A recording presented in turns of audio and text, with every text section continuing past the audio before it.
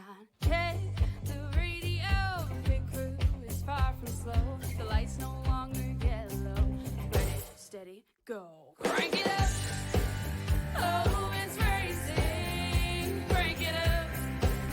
Oh, it's racing. Crank it up.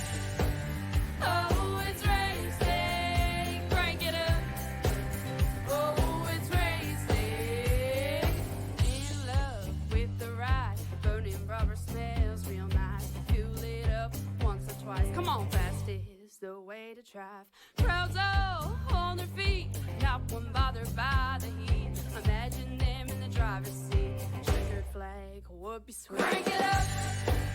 Oh, it's racing. Crank it up. Oh, it's racing. Crank it up.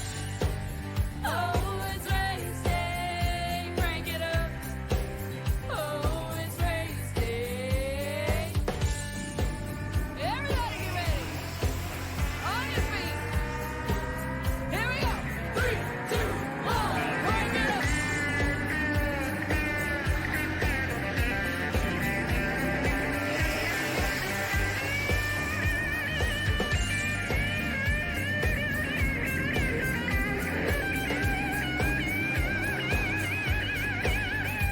Crank it up.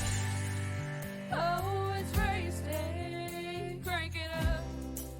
Oh, it's race day. Crank it up.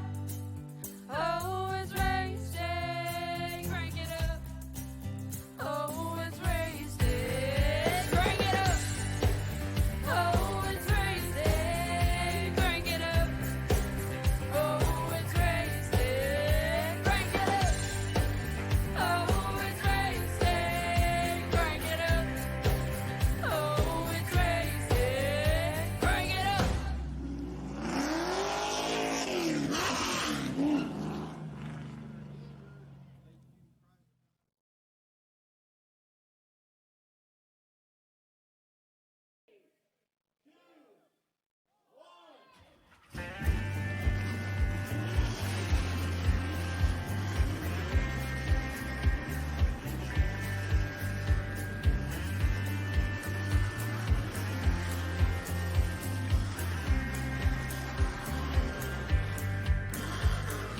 Finger to the sky and a green light shining bright. The only thing I have in mind is the finish line.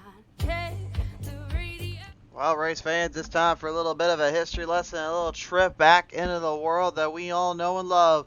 Tonight, the drivers of Spartan Logistics Management LLC iRacing IROC Series are about to take battle and take shape as they are about to race it down at the famed Brickyard itself, Indianapolis Motor Speedway. And it's all here live on PTM Racing TV, presented in part by our good friends over at Spartan Logistics Management LLC, R&R Racewear, Loud Pedal Gaming TV, SimSpeedShop.com, Track Time Entertainment, and 5-Star Graphics. Race fans, it is time to take place here now at Indianapolis, Indiana. Hi everyone, I am the Crusader Christian Sharp. Welcome back to the show as always. And as we get prepared for tonight's action here, let's start it off by taking a look here down what we got here today's action here. As we are seeing Kevin McCann, the number 3 breeze, your number 1 seed here. Aaron Smith going away at second spot here on this position hold. They'll have Neil Quick and Brian Rose right behind him. Brian McCann and Vincent Short also in that hunt. Cook Quick and Troy Radford, very tough to beat. We'll see how well they handle their nerves and handle the situations on the track. Mitchell Snare and Cody Harger holding up in row 5 with row 6 with Brian Snare and David Tremblay coming into this playing field as well. It's going to be interesting to see how they handle their nerves and their control. Matt Kopp in the 22 and then Tim Schofield in that 12.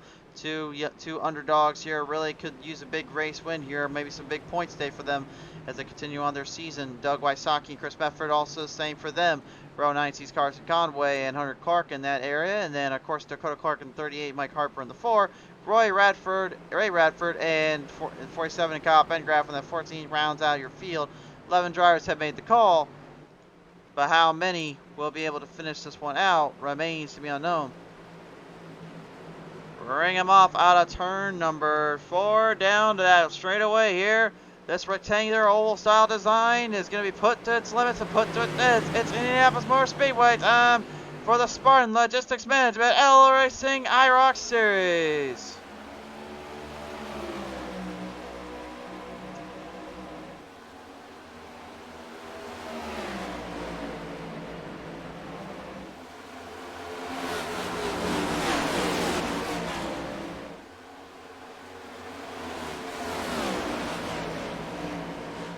Strategy here tonight is pretty simple. Do not lose a draft and do not get away from other drivers. Stay close to them. Stay with them in those runs and in those battles as you come off these corners. You do not want to give any room or any inches out here to just anyone. You want to make sure you stay focused and under control, as this track has a found tendency to just completely tear up some equipment and make you realize that this is not a track to lose your time, lose your ground on.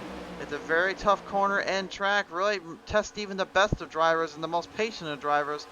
So it's going to really be all about kind of hitting your marks and teeing up close and personal with every driver you come into contact with today. I'd say more than likely what you're going to see here is going to be a lot of this straight line racing you see at the moment. Really kind of everyone giving themselves some breathing room, giving themselves some opportunity to strikes where they can. Not going to be going too crazy out on the track. Obviously they don't want to overdo themselves or over accentuate anything. So really all that focus, all that game plan structure is going to be really what kind of hits them in and hits them good tonight.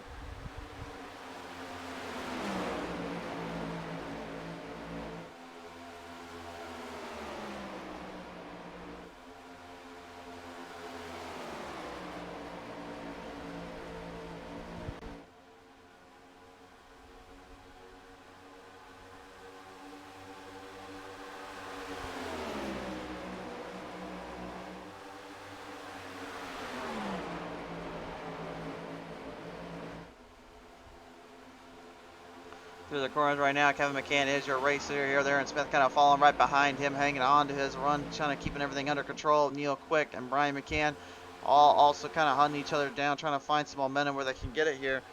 And again, this is really going to be the kind of the playing distance they're going to have all day long. It's really trying to find runs when they can, find momentum where they can get it. They're not going to get a whole lot of it though, because again, this is just not the track to do that on. You're going to have to really give yourself a little bit more breathing room, a little bit more control, and hopefully find your run and find the momentum when it comes forth to you. Hope everybody's doing all right tonight here on PTM Racing TV studios. We can continue to watch on right now. Tim Schofield at the number 12 currently holding down the race lead, or holding down, excuse me, the top 10 here. We got a little problems down there, unfortunately. One driver crashed in there. Looks like that is Vincent Short, the 15, crashing in on turn number 1 here. Might have drove a little hard there coming into the turn. May have tried to find an opening or try to way to pass and did not catch a very big break here. Let's take a look at the PTM replay. We're going to see the caution flying on lap 40 and 75, just so we are aware tonight. But here's what happened here to the number 15 of Vincent Short. As I double check over everything on my end to make sure our streams are looking good. I know I had some technical difficulties earlier. Want to make sure they're still working all right. Yep, so everything seems to be good. So let's take a look here at what happened here on the 15. Coming down that front straightaway here. This is just, again, this is 2.5 miles long length. So this track is definitely kind of a no man's land of just hammering down and hitting hard. But it looked like Vincent got a bit of a push there from the 94. And that ended up kind of getting him all situated out all over the place there when he came through the corner. Couldn't quite get out of that mess there and couldn't get out of the throttle quick enough. 94 driven by Troy Radford, of course, here, and that's kind of what happened there, unfortunately, on that front straightaway. So that is the dilemma we're going to be seeing here for the start of this race. Drivers maybe just getting a little too aggressive out of the gate. Maybe need to kind of calm back a little bit, kind of take the reins later. Remember, they got until lap 40 before they can get that caution flag to draw out. And obviously, I know as a driver, it's kind of harder. It's easier said than done to tell someone, you got to back off a little bit.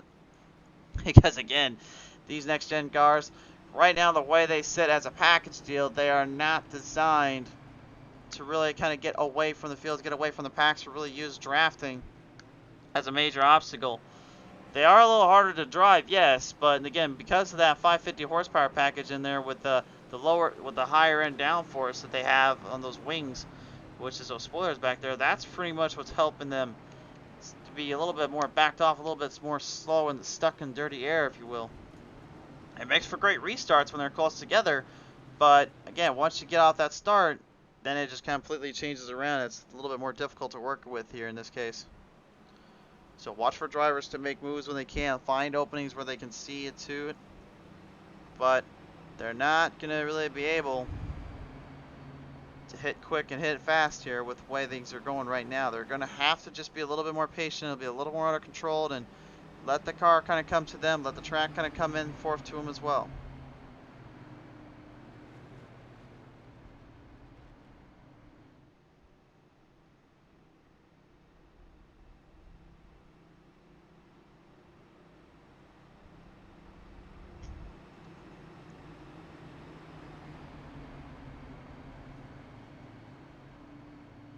Damon Big Meal coming on board saying this track is so hard to make moves on with fender cars. Well, you're not wrong there, obviously, because really this track's not designed for cars with fenders. It was designed for open wheel cars.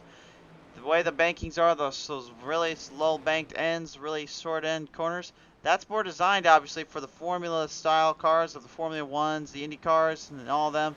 That it was really designed up to be like that, so you can get as much speed as you want through the corners and the runs, but also you pretty much gotta stay in a certain area, a certain line to really make your moves and make your runs work. So tires definitely take a bit of a beating out here, obviously, but for the fender cars, because of that higher end strength and weight they carry, that's really what kind of hurts them more than anything to make real good moves and make some passes. More or less, this is kind of more of an endurance style racing, if you will, rather than an enduro. And endurance in this case would be more towards how long can you make your car last out there and how long can you stay in the fight and in the zone. So speed is one thing, but making sure you can actually stay out in that position is a complete another. So really making some passes are going to be a little more difficult than you think. You're going to have to get them on the straightaways more often than not. You're going to have to look for openings when you can get them. It's going to be very difficult, though, considering all the tools that are needed just to do that, especially with these Gen 7 Next Gens cars. Caution lights coming off this time by. We're going to get the drivers back on the playing field position zones into the fight here. Every driver for themselves and everybody looking for some moments when they can.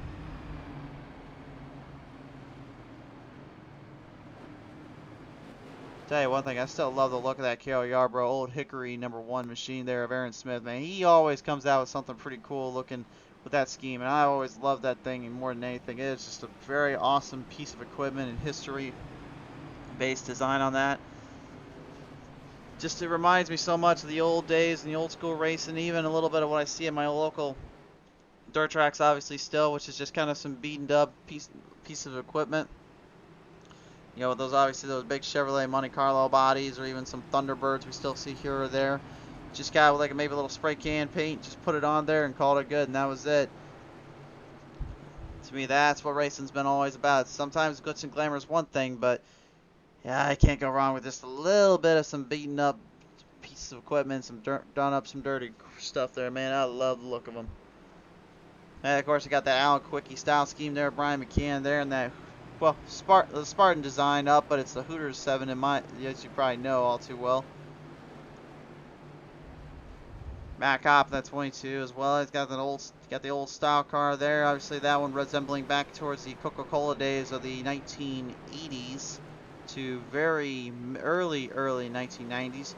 That design was pretty much kind of designed up for the 80s style schemes that you would see back in the day. So it's good to see a blast from the past from these throwback scheme cars here, but I'm kind of surprised they decided to let them keep them running them rather than just using the old stuff, using the one that we originally were using, which was, well, obviously it was enough.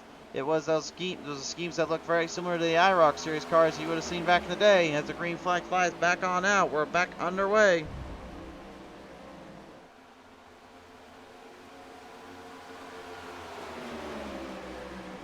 Kevin McCann yet again, no surprise here, got a solid restart. Aaron Smith trying to follow him right from behind, and I think really for Smith tonight it's just going to be all about tempo and patience. Don't let things get to him and don't let him get too out of control. Just let the car come to him. Neil Quick pulling it right back inside there. Did not want anything to do with going into that turn the way his speed and revving was going there. The red limiters were not at full max, not at full charge for obvious reasons. The main thing is because he can't really get that speed back up from the car drafting wise because he just didn't have any grip there. With those lower end horsepowers, again, obviously it makes things just so much more difficult to make passes, to make moves, unless you literally enter in the corner just like this here. Neil found a good runoff zone, got it right up ahead of Brian McCann, started down on the in straightaway, and then slammed it straight hard into the turn. And that's exactly the textbook clever move you would make for on Indianapolis Motor Speedway's track. Obviously, even those Formula One open wheel cars do it. You just have to get that bait. You just have to get a major spot, find the right line, find the right area, swing it straight inside, and go for it. Or the only other way to pass really is trying to get your driver to run out of fuel or burn up a tire. Let him mess it up on the inside, go to the outside line, and just steal it from him. Easier said than done, though, and especially right now, what we're seeing up front is a battle for the race lead. Brian McCann opening the door up. And Kevin McCann as well, giving him a big chance to get right up ahead. Aaron Smith taking full advantage of this one, and Neil Quick will follow in suit. Not something you usually see Kevin give an opening or two here. Usually he's been pretty cool, calm, and collective. Usually makes some pretty good moves out here, as we got a major battle implicating here down onto the back straightaway. Neil Quick right now trying to continue his reign of terror on the points listing and leader shorts right now. He has been pretty much rock solid this season, better than we've seen him all seasons long. We've had him back about 2 seasons ago. It seemed like he was always struggling to kind of keep things in a good distance, keeping him in a good position. This does not seem to be the case. This is a completely different Neil Quick that we have seen. And right now, the 1-2 start here, pretty interesting to say the least, just how far we've come from that place here.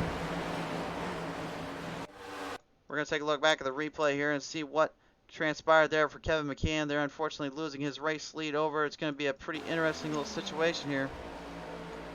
And this right here is just what we're talking about. This is what really kind of gets drivers all out of whack and out of touch here. You just don't want this to happen all too often than not, but those bumps and runs and those little moves right here are what make or break a driver. Aaron Smith would end up doing the same move you saw earlier there from one of the guys out there. I believe that was, of course, Neil Quick. Actually, was Neil Quick, excuse me. So Neil actually was able to push Aaron Smith right up ahead just enough. Actually got a major opening there to get the pass around Kevin. And then Brian McCann, them trying to find some openings, make some moves. Cody Harger kind of intervening in there. And then the 82 Carson Conway doing much of the same. And that's where that whole trend started and got the drivers into the spots they are in right now as we continue on with this race. Gavin and Brian right now trying to stay within each other's grips, within each other's range. Remember, they're not trying to drive too aggressive right now. They want to try to stay away from getting into too much trouble. Try to be a little more smart rather than out of your face and out of your mind. And Neil Quick now looks like he's going to make the same move that he used with the one a minute ago and use it on with Kevin McCann here. Aaron Smith is in a bad spot right now. He's got to find a way to get back down to that inside zone and get back on the straightaway with the draft. The draft is going to be the only saving grace for him, and he knows it. Everyone looking for opportunities. Everyone's looking to strike it big when they can. On board here with Cody Harger.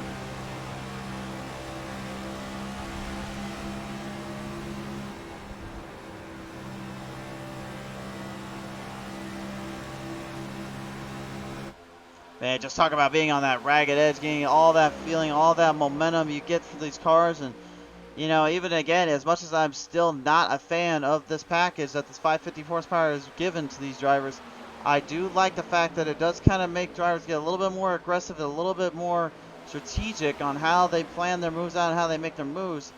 I'll always be a consideration about having more horsepower to really make it a little more clever for drivers to work off pit strategies and tire strategies. But for something like this, in this case the IROC series, this is an equalizer, and this does actually exemplify what the IROC series was meant to be done way back when. Because remember, it's very much like us SRX is. Basically, they set the cars up a specific way, and they only can do so many changes, so many different types of variants to them.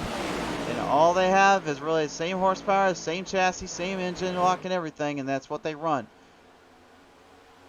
Obviously, though, with the 670, it completely changes everything else, where it's not any more of that. It's actually you're having to race with what you got. So, and that's pretty much these next gens are right at this moment. But believe me, in due time, we'll see that change on iRacing service platform. Believe me, there.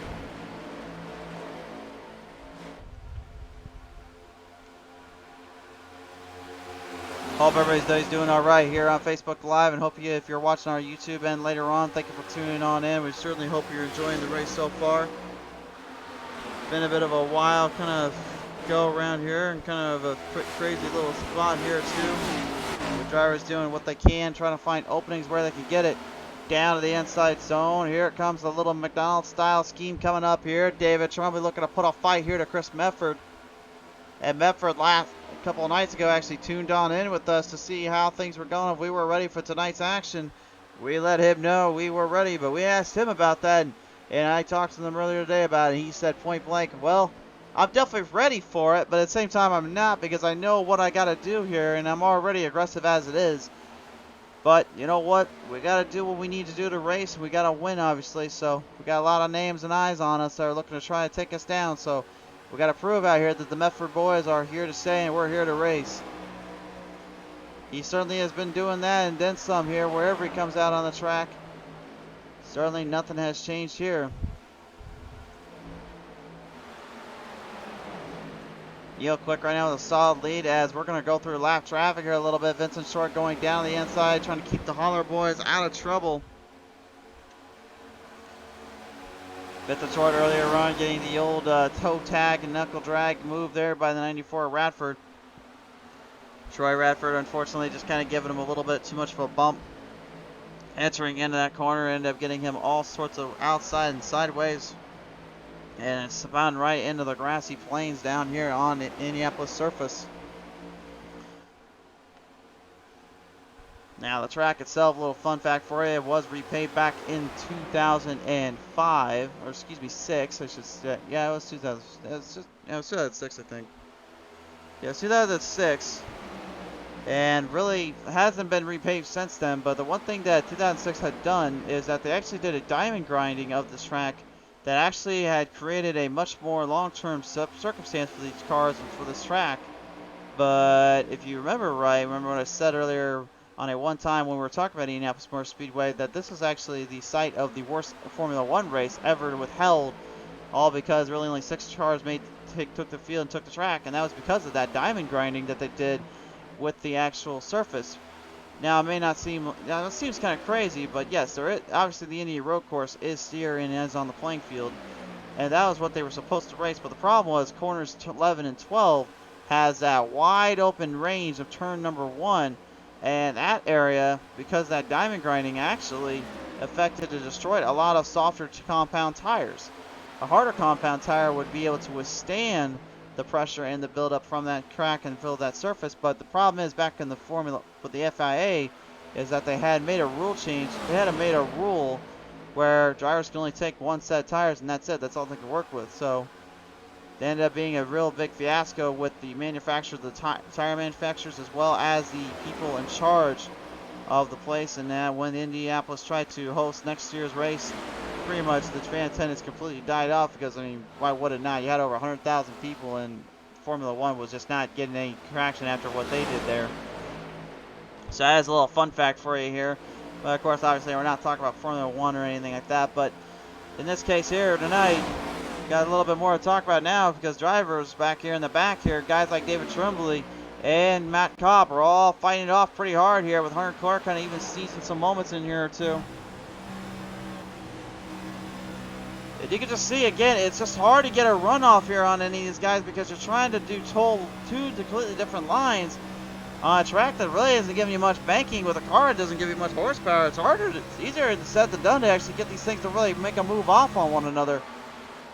Clark doing everything he can, try to push one over the other and find the speed and distance to gain off from, but he still can't get around either one and can't seem to find a way around the turns of these tracks here. This Indianapolis Motor Speedway track obviously really making things much more difficult and harder to really compound and adjust to, and that is certainly the case here. Aaron Smith heading into pit road. He decides to take first pit and stop and take the bite early. This could be a strategy based on his end. Obviously, he's trying to watch the lap counter, trying to watch the amount of positions he'll gain or lose, and really keeping a close eye on it. He'll do this in this case to really see what transpires here and what will go down. Don Harger coming on board here tonight saying, nice start. Don, good to have you on board, sir. Thanks for tuning in tonight. Yeah, we'll say, yeah, nice start was indeed really to this race, because we've got about only one caution so far, 20 laps into this battle, and lap 40 will be when the first stage break comes out. That'll give one of our drivers a solid 5 points in the stage rankings, with the others getting 3 and 2 for their troubles. Enter into stage 2, which will be at lap 75, and then you'll see a solid 10 points delivered to the stage winner. Second will get a mighty fine little 6, and our third place will get a solid 3rd for their troubles. Solid 3 for their troubles out of 3rd. I don't know what the heck I'm saying tonight. Chris Medford right now working him off the back straightaway, looking to try to hammer down, get up around to Brian McCann here, while Mitchell Snare, first time we've seen him here tonight, keeping up with the top 5 pack, actually putting the 43, real kind of obvious, but Richard Petty's scheme here up in the fight, into the fray. Cody Harger, though, is the gatekeeper as he continues to hold him back and hold his line down. Brian McCann, Kevin McCann going to enter into pit road respectfully. They will use their drafting partner lines to help each other out here for this go-around. Maybe looking to try to find themselves some advantages or find themselves some help if they can. Definitely a lot of work to be done, though, and a lot of time to be had. Robert Dudley saying, wow, happy and safe new year there. Robert, appreciate it coming on board, sir. And yep, believe us, we're going to be keeping it real clean and good here on our end. And next year, yeah, we've been working hard on some things. We're still trying to clear up some stuff and make sure we can actually use what we want to do. But believe me, we are working very, very hard to increase our production, increase even more of PTM Racing TV. I can't spoil nothing for you guys, but you'll see it and you'll hear it when it comes time.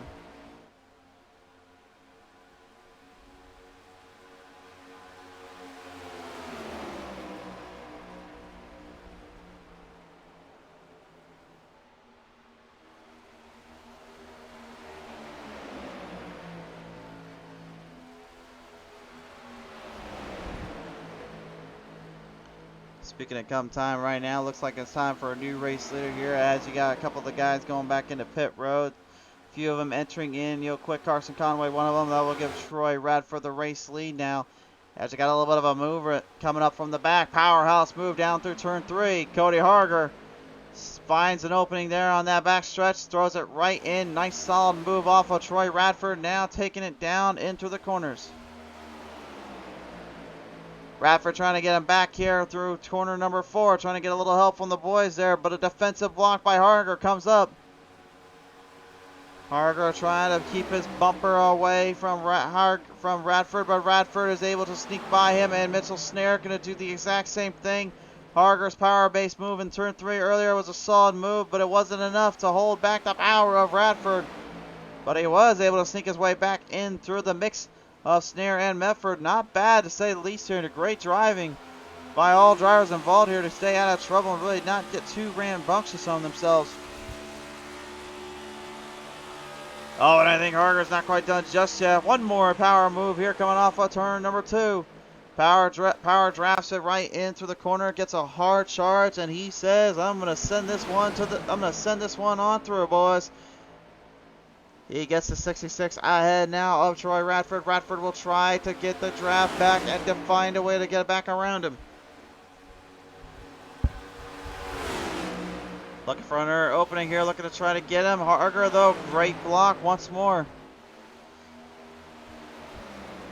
And that's kind of the thing with these cars. Again, if you really time it just right, you can get some great blocks and some great moves off from one another. But the ultimate downside is you're having to still work around the added pressure and the added disability of a draft partner literally taking something from you, and then literally at the last minute just not trying to figure out what the heck went wrong there. So depending on how good you can straight shot or hit your corner up, depends on how well you can keep these cars in play and in check. But I will say though, we usually don't talk too much about tire wear and all that when it comes to these cars specifically, because it seems like it's more or less based on that draft with the issue. But I'll tell you one thing, drafting is going to be crucial, but those tires, I'll say, are going to be our second biggest crucial factor to racing tonight, because without that tires, with a little bit more rubber down burnt into them, you're going to be pretty much driving on a track that has been known to just rip and shred and tear everything that involves a tire wear and compound. Indianapolis is not a fun track to deal with on saving your tires, because that can get you pretty good. And again, a lot of it based on that flat surface. That flat banking means you have to corner in a certain way. You have to really time your spots in. You can't just go full throttle, accentuate it out like that. You have to let the car have some breathing room and have to give it some time to relax and keep it under pressure.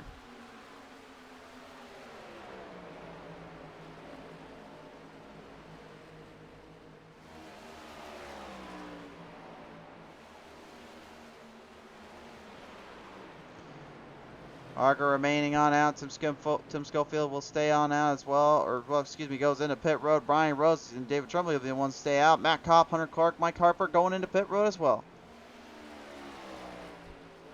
Dakota Clark, one of the only other guys that has not gone in just yet here. Aaron Smith, he went in a little earlier on. He's now making his way back up through the field and through the ranks. Again, that early pit stop kind of being his main saving grace, his main authoritarian speech here, to hammer off and try to catch up with these drivers.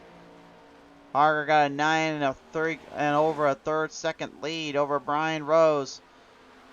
David Tremblay, Dakota Clark, all kind of in that playing field, that battleground.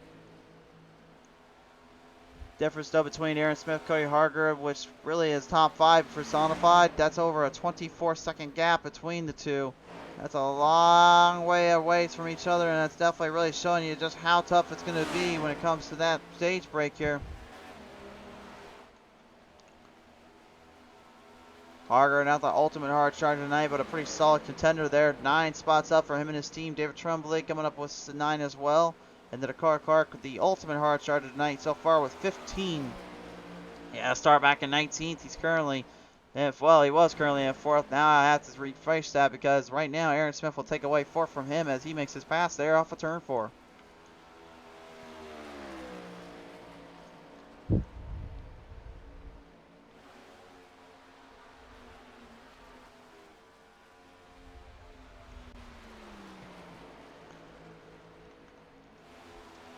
Ryan McCann, Kevin McCann here, kind of keeping up and keeping up the distance. Chris Mefford right in the mix and trying to fight it out here. The McCann boys and Mefford looking to hopefully somehow, some way string this one along and get some breaks or two in between. Now Kevin and Brian, obviously are family members, but for both of these guys, they couldn't be any more different on how they perceived their racing and how they were doing their battles. Kevin McCann, obviously last season, finding it out with Aaron Smith for the longest of times until really it was like the last 6 races where Aaron Smith just completely booked it and came alive, stealing the points race and taking home his first season championship victory. But before him, there was one in that number 3 of Brian McCann, as he was the sole man to have to try to knock off, trying to take down, and there was just no one that could take it with him. He won season 2. He would win season 2's championship, but really kind of what I've understand is a solid championship run in series there. I talked to them earlier today about what it meant to win that season championship. He said point blank, I just feel like it was more meaningful that I was even able to hang with these guys for a season championship. Obviously, I always wanted to be on the top of the podium, top of the list, but I was not expecting to be able to actually take on guys and really run it as hard as we did here. You can certainly say the same there, obviously, but I mean, for Kevin McCann, I think more than anything what's weighing him down is just the fact that, yes, he came so close and found himself in just a few bad breaks last season, but really it was just boiled all down to the fact that he was not up to the level to his standards or his driving abilities, the way he puts it. He told me earlier that with this new series and this new car, obviously it does even things out big time, but he's not afraid to still make big moves and make some big risk here if he has to in a race. Last time we saw him and everyone else out on the track was back at Bristol Motor Speedway. That was about 2 weeks ago as we took Christmas break off for last week. And there, obviously at Bristol, it was a Bristol race. Let's just say that. But what made it so much fun and so interesting was just there seemingly was nobody that was going to be able to just go ahead and walk away with it. It seemed like everybody had a fair shake at it, and really if they could just survive and conquer, that was all they needed to know. Going tonight, obviously, these guys really are paying more attention to overall control and overall consistency of managing tires, managing drafts, and really just trying to stay away from finding themselves in a bad place or in a bit of a bad spot here. As you see some movement now coming through here as Ray Radford, the number 47, going to have to give his chances up here of not going a lap down to the power of the Medford boys and all them. Medford and McCann guys getting a nice jump around and getting up ahead of them. So good. But it is good to see Ray Radford at least coming back out here, still trying to put on somewhat of a race for him and his crew, him and Troy. Always tough to beat and always fun to watch here out on the track. Charles Whitehead comes on board here tonight saying, "What's up, PTM? This guy here is a great announcer." Charles, I really really appreciate the love, man. Really appreciate it.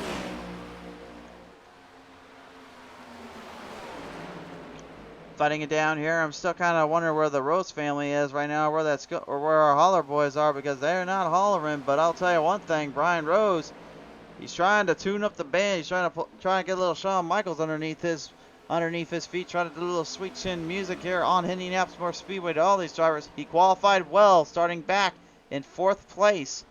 Right now, running in the ninth spot here as he stands firm ahead of Tim Schofield. We're gonna go on board here with Mr. Rose.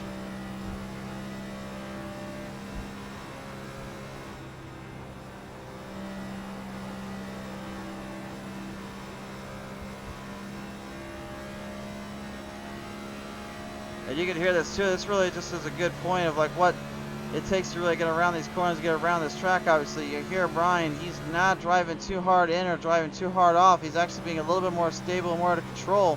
You do have to. I know I said earlier you don't get much horsepower with these cars. I didn't say you didn't have to lift though. You still have to lift in these corners and these exits because again, this is Indianapolis Motor Speedway, so you don't really much very flat bankings to really keep your car from going into that kind of section, that kind of area. Obviously with these obviously a mile and a half, really at high banks, high end areas, that's where you have to actually get a little bit more on the gas line, get on that speed zone. But for a track like this, it's really the complete opposite because it's kind of that flat banked end. You got a long track and a long situated turning area. Unless you got an open wheel car that can pretty much get that's lighter than air and has a little bit less suspension to worry about. So not a whole lot you can do about just jamming the throttle down and making it work out there like that. Hey, there's some other boys coming on board. Nicky Shore here joins us in. Nicky, it's great to have you on board, darling. Good to hear from you. I knew y'all was hanging around here somewhere. Y'all never go quiet around here for too long. I know that much. Gavin McCann on right now, fighting still with Brian McCann. He currently is in the top 3. Aaron Smith, your 2nd place spot at the moment as Neil Quick continues to hold the race lead. And he's only got about 6 laps remaining before we enter into our first stage break. This will be stage 1. And Neil right now will show you the points standings right here in just a little bit. And when we get to the stage break, we'll give you a little insider info on that and see where everyone's at. I can tell you right now what you'll see is pretty surprising because really the top 5 in that points race are pretty much locked and loaded to really take the lead at any minute, any chance. That's how close this is at this time. Debbie Rose coming on board saying Brian Rose family is absolutely watching. Ah, Debbie, that's good to hear from you there, sweetie, as well. I know Brian definitely is going to be appreciative of that. I really love hearing from you folks as well. Trying to support him on and really hanging in there. I mean, that's kind of the biggest thing, too, about racing. I've always said it before, and I'll say it again. It's just as a driver, knowing your friends and family are watching on one of these broadcasts, really watching us live on the show, in a way, it kind of makes you just want to make sure that you do as successfully as good as you can, but at the same time, it can be a bit scary because you're trying to literally go out there and race the top tier best of the best, the absolute hard charge and hard limit racing that you get out on these kind of tracks and these kind of places. And it's not gonna lie, it's a bit scary sometimes, but and if you know how to use that and really build that as confidence and use that as your own little personal motivation, really it doesn't even feel like nothing. It just feels like you're just doing your own thing in your own style. But again, some folks out there, they do not truly understand that, and they have a little bit more of a hard time grasping it. But for guys like the Holler Boys, for the McCanns, for the Smiths, for the Meffords, I feel like that actually is motivation more than anything. It really just brings more of the best out of them and makes them want to race even harder than most would really intend them to.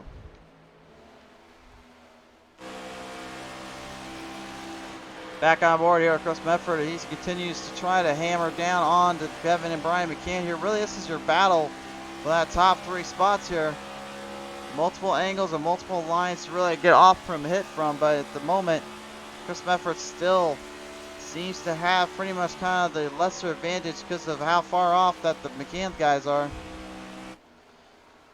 They got that draft package, of course, the way the cars are set up, not being able to really stay too close and too on the nose really hurts them for that long-term run, because again, that horsepower and that way that rear wing spoiler is, because the high downforce, it's kind of what hurts them more than anything. It's really slowed them off quite a bit. It may not seem like it's that big of a deal, it may not be big in general, but I'll tell you one thing, that is not the substance of the situation. It is a big deal with the way that wing and spoiler is, because that determines how much airflow and dynamics of the car can really hold you off the track and keep your airflow from blocking or presumably slowing you down.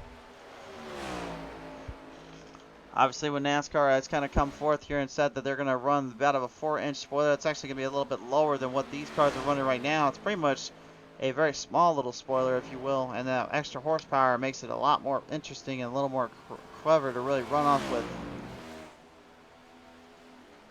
For those that aren't aware as well, the spoiler, another big thing that makes it so important, makes it so unique, is because of the fact that it actually is kind of a grip substance as well. It may not sound very clear cut, and you may be questioning like, wait a minute, what did I just say?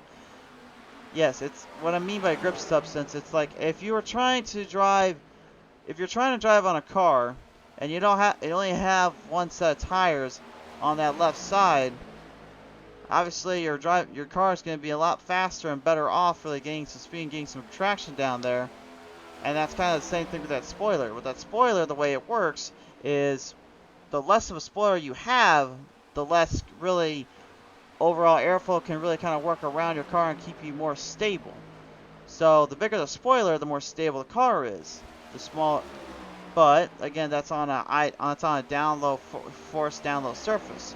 The way these cars are, because of the way that steering offset is and the way the car's chassis is, it makes it a little bit harder to really kind of manipulate and kind of run off with. So with that 550 horsepower package, it still makes it to where you have to really keep your stranglehold on that wheel and make sure you get a good runoff with it. Otherwise, it's just going to completely go all over the place and give you so much trouble to worry about later. It sounds weird, but believe me, it is a big deal, and it definitely makes for an interesting circumstance there. Stage break now coming up close. Neil Quick firing down final 2 corners here, leading in the charge and leading in this pack. He is going to be one tough hombre here tonight, and Neil knows all too well about that. Down in the front straightaway here to see a little checker for a moment here as the stage break will now commence, question mark. I thought they told me lap 40 and 75 here, folks. I apologize.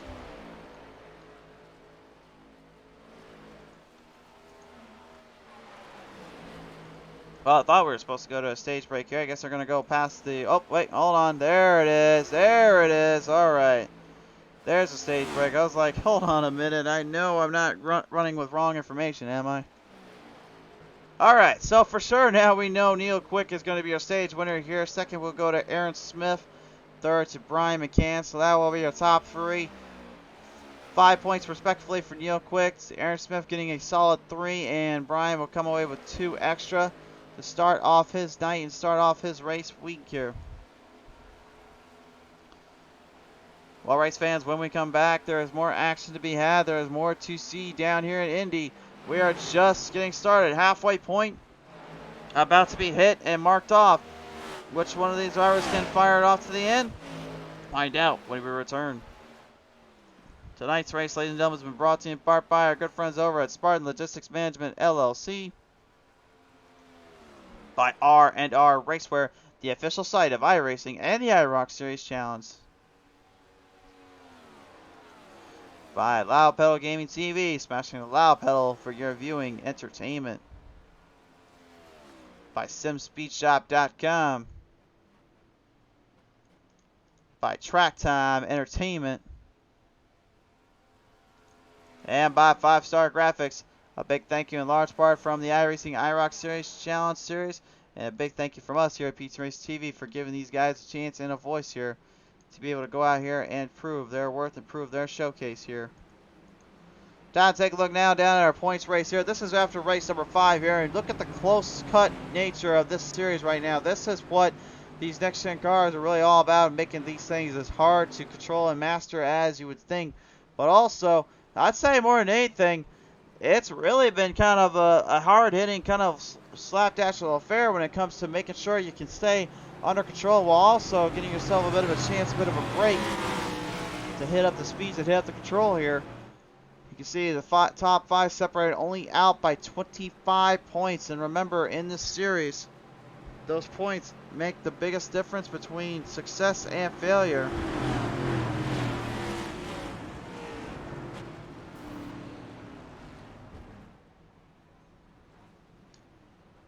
As we will know right now here, as we take a look at how the points series and system is set up, of course, this system really was built in large part to give these drivers a fair shake and a fair fight, but at the same time, it makes for one heck of a runoff and one heck of a battle to fight it out with against one another.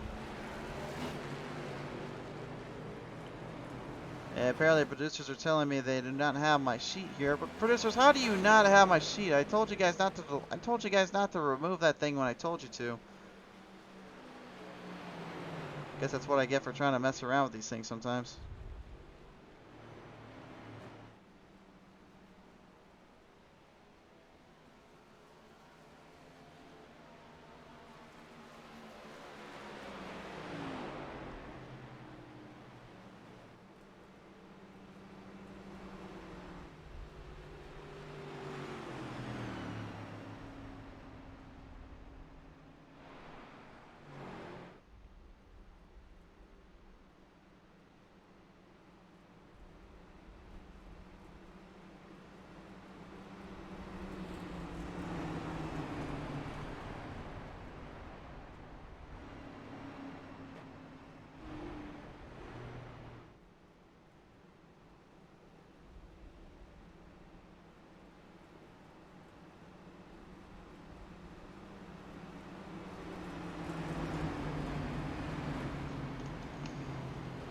So field right now getting ready to stretch back out, put them back into position here after we took a look at our points standings here. And you can see a lot of these drivers really badly damaged up and having a lot of equipment failures here on their end. Brian Snare definitely going to be one of them here. That 45 machine, sadly, really just all sorts of tore up and tore down to bits and pieces here. That car is going to have a lot of damage to really have to figure out and get fixed up quickly here if they want to have any chance in this case. Now I finally found the points list here. Let's take a look at it now. Let's hear. So here's how the points work. Obviously, we talked about stage points here. First place getting 5 points, second getting 4, third getting 3, and then 10, 8, 6 for top 3 in stage 2. Now, win the race, you get a bonus of 3. The pole will get 2.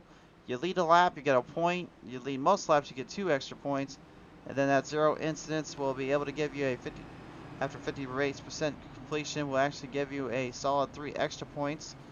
You get to be the hard charger, 3 extra points there. So that's how that system works. And then the victory system, when you win in position wise, 30 on back, it goes 30 goes 2, 3, 4, 5, 6, 7, 8, 9, 10, 11, 11, 12, 13, 14, 15, 16, 17, 18, 19, 20th to 14th. And then from there, it actually goes from the numerals of 21, 22, 23, and then 26, 27, 28, 29, 30, and 5th going 32, 4th 34, 3rd 36, 2nd getting 38, and 4th getting 1st. That's how their system works.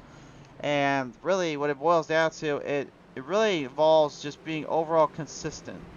It really teaches drivers to just basically go out there, have to fight it out against themselves and their competitors, but they don't want to finish too far back or too far on the totem pole. Consistency is the name of the game, and if you're more consistent than the other driver, you're more than likely going to win out that championship when all is said and done. Alright, stage 1 complete. Onward to stage number 2.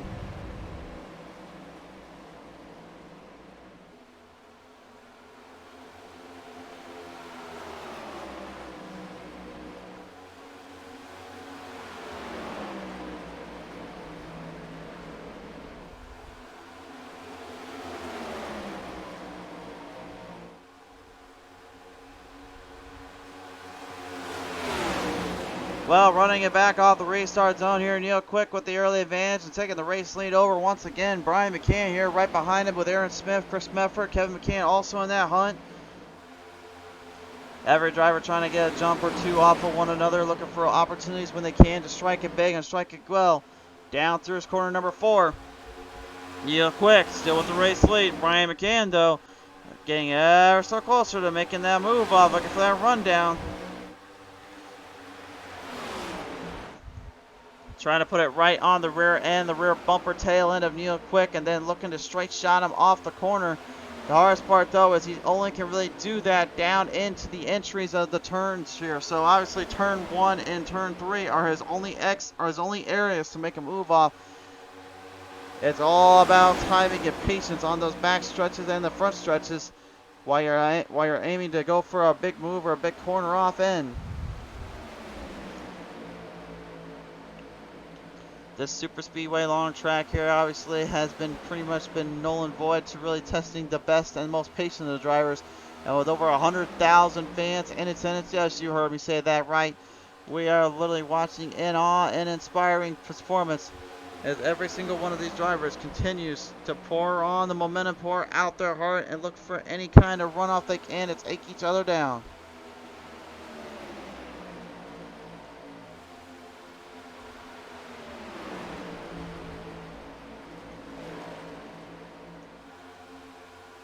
Tim Schofield right now, the number 12, currently pulling back into the 11th spot here, up 3 spots before he started earlier. Doug Wysocki right behind him, and the number 34 here, up 3 spots as well.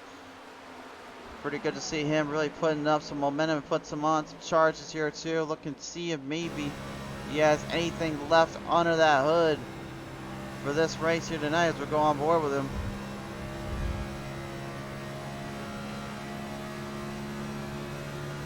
And you get to see already, Wysocki, he's full throttling off on those straightaways and on those turns, and you can just see the difference between him and Schofield.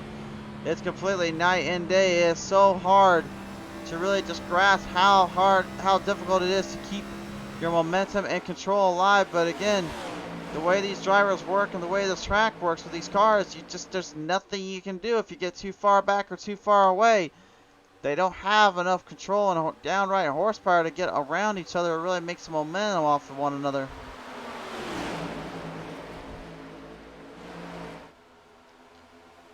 Piling off right out of turn 3, down to turn 4 now. Look at this, Bedford taking advantage here. Neil Quick doing much of the same here. Brian McCann making a big move off on Neil. We'll take a look at the PTM replay and see where that little charge came from. It looks like it may have came through the corners here of turn 1 and 2.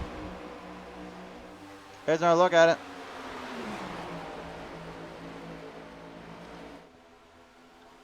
Yeah, you can see right here, turn number 2. McCann's already got a runoff on Quick here. You can see Quick slowing down a little bit.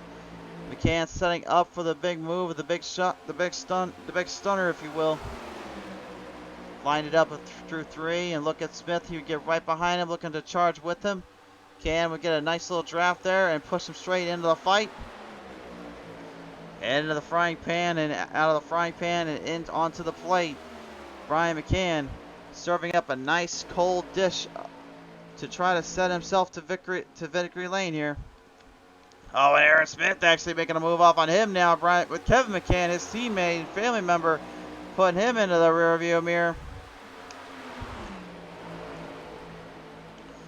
A lot of switchbacks, a lot of switch arounds here. More shocking than I thought, honestly, for a kind of race like this in this case. Would not have expected so many guys to make so many quick moves and evasive actions here to track each other down on the spot. But so far, that definitely has been the case. That has been the circumstances we are seeing here today.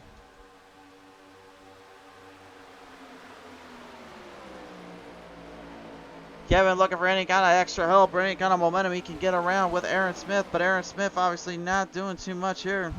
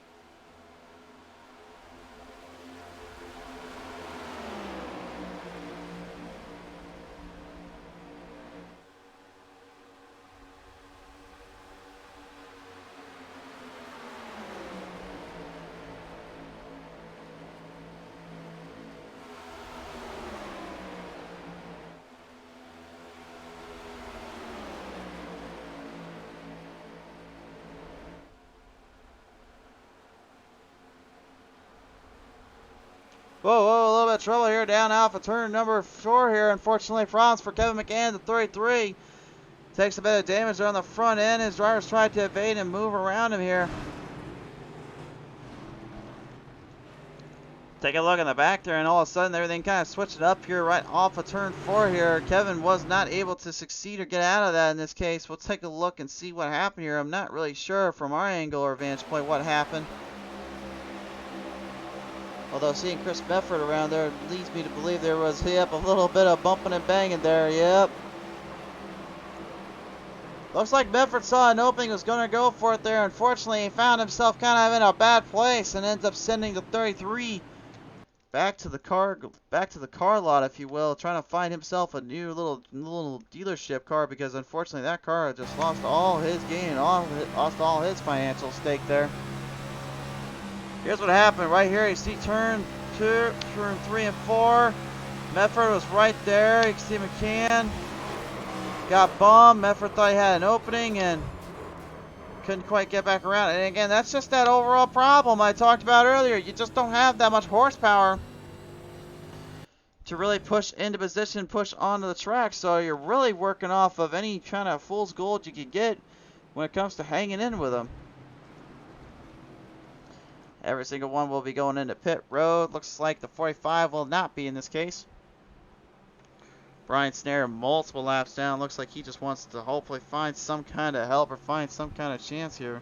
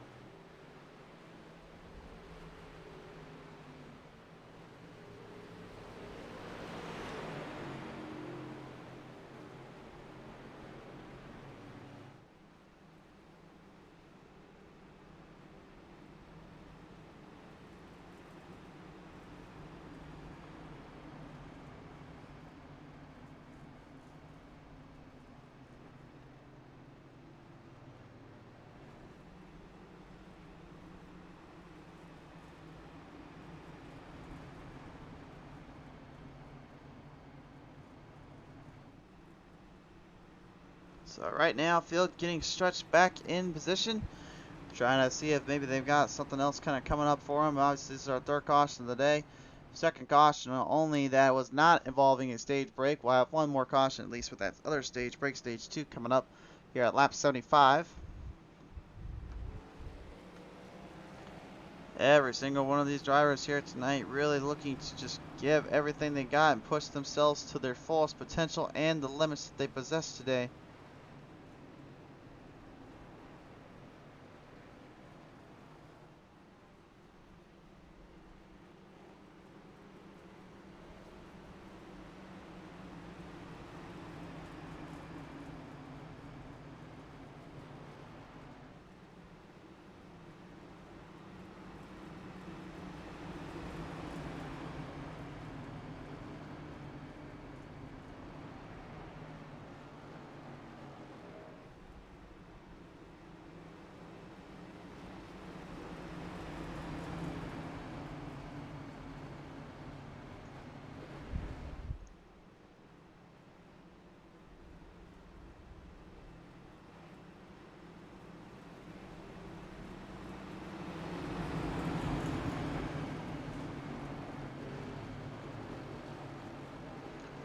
So field right now double filing back up, and now it's all about heading your spots up and keeping everything controlled in the space.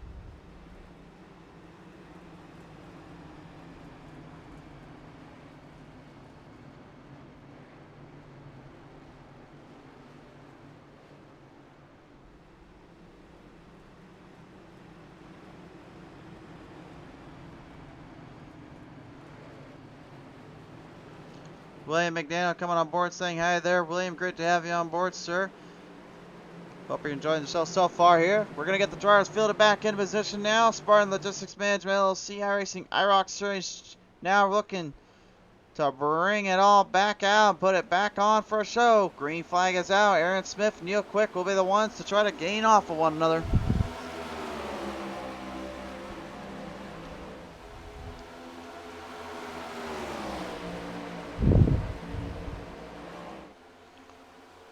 Rile them off of turn number 1 through turn number 2 here, and every driver looking for opportunities, looking to strike it big when they can.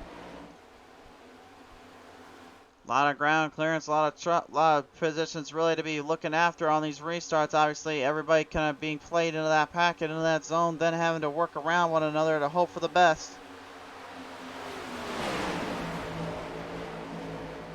45 laps will remain this time by here, and at the moment Neil Quick still looking for some striking momentum on the Aaron Smith camp.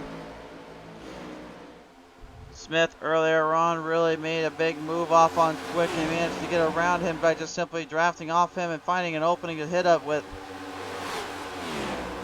Picking a hit, find some modes to hit him up with. Troy Radford, he knows a thing or two about hitting it up with to get a good runoff on these guys. Looking for the race lead and another victory trip lane. Looking for another trip to victory lane once more, firing off through turns 2. And the number 2 of Neil Quick able to hold him back and not let him in through that sight. Try to find an opportunity to hit it good, could not get around him on the inside or the outside. So Radford will have to make face with what he's got and make do with what he's getting there.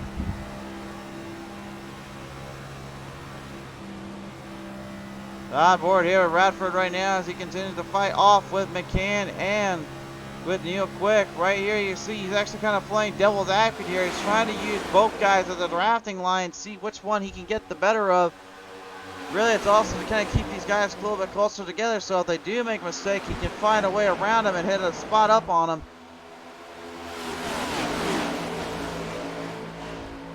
Oh, I never get tired of hearing the sound of these things, man. I know that some folks are still not sure how these next-gen cars sound, but I'll tell you one thing. They sound like what they do here in iRacing, which I know those trucks definitely do because I was actually at that Knoxville race, and I heard what they sound like in the sim and what they on the track, and they definitely sound about as close to realism as I could say. I cannot wait to hear what these things sound like. They are loud, they are mean, they are rough and tumbling, bad SOB is the best way I can explain it without really cussing on TV here.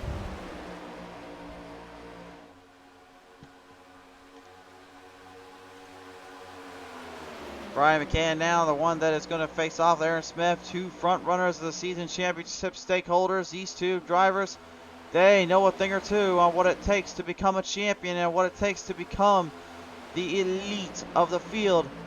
But some guys in the back here want to say something as well here. The 43 and Mitchell Snare and Brian Rose have now intertwined and intervened in this case.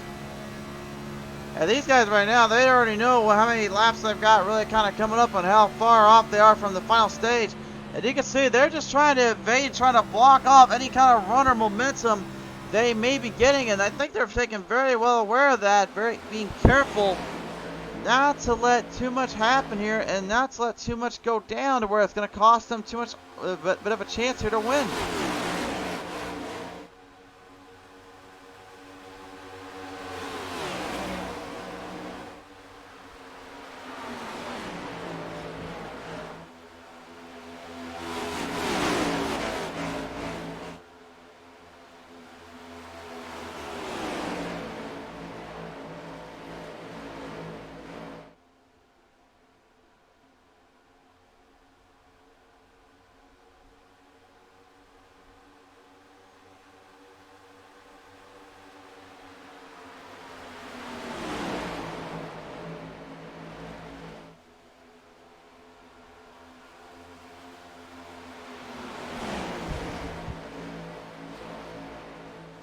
Marching through the back here, Tim Schofield, Snare, and all them right up into the middle groove here. Meanwhile, those fighting off way in the back end here, the flank field, that involving Cody Harger, Hunter Clark, and even Kevin McCann here. Matt Kopp also kind of hanging in with this place. They're all just hoping for a little bit of more of a push, a little bit more of a run down, while Harger here, unfortunately, that damage on that left side definitely slowing him up and hurting his chance to keep the car in one check, one shot here. Took a bit of a hit there or two there earlier on, and that's pretty much kind of what slowed him back from this field and really back on the tempo and on the pacing here for him and his crew. The chopper cam tells all here, and you can see once more, just really that close corner cut distances you're known usually to see at Indianapolis Motor Speedway. And really at the moment here, you can see Brian McCain still trying to lock horns up with that one of Aaron Smith. But Smith, because of the fact he's swinging, he's evading, he's trying to run off the draft. He's doing this so he can try and make everyone else have to find a way around him in a different step, different order. It's extremely difficult, though, in your tires if you burn them up a little too much, and especially considering these cars really don't have very much steering in their way as well. That doesn't help your case any. And Brian Rose, with a solid joint effort, finally finds his way around Troy Radford and getting a major opening with him. But because of that little switchblade move he just did there, he also lost some time catching Neil Quick, so he's going to have to hopefully drive this thing back to the ground, get that draft to put up and push up a little bit on Quick. Neil Quick really not even worried about what's going on between the guys in the back. He's more worried about what's up front of him. And a lot of that has to do with the situated spot that he's in. He's trying to keep himself from getting put in a rough angle, a rough area. Because if he gets a little too aggressive, gets a little too hard on the throttle, he knows he can get his goose cooked and definitely fried up pretty badly tonight.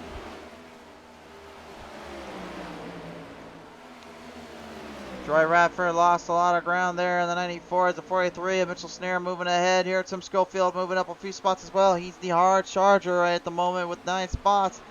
Mike Harper currently in the upper reins in the ultimate hard charger. He's actually the number 4 here, and he is putting this thing in full gear mode.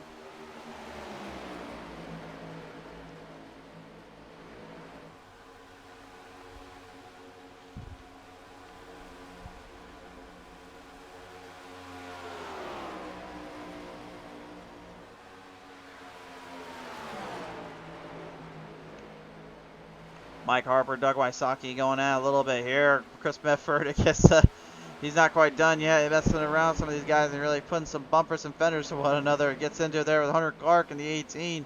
Hunter trying to stay out of trouble at this point. I think he's just trying to keep his car in one piece till the last bit of this run. Now, generally the 18 also kind of being ran out here by our good friend Bobby Hamilton Jr. here on the show, but Hamilton has not been here with us too often, hasn't been with us here for a bit of the season here. He's currently been just kind of working his own stuff, working his own tracks and race fields out there. So, Hamilton, wherever you're at right now and being with family or friends, man, hope you have a happy New Year, brother, and hope you had a great Merry Christmas. We'll hope to see you back here soon. Hope to see everyone back here in 2022. And this is our final race to broadcast here in 21. The next time you see us, it will be in 2022. And we've got a whole laundry list of new series and new cars and new stuff coming your way. The return of Pushing Limits Racing League, the return of Pedal to the Metal Racing League, bringing the Xfinity cars back out.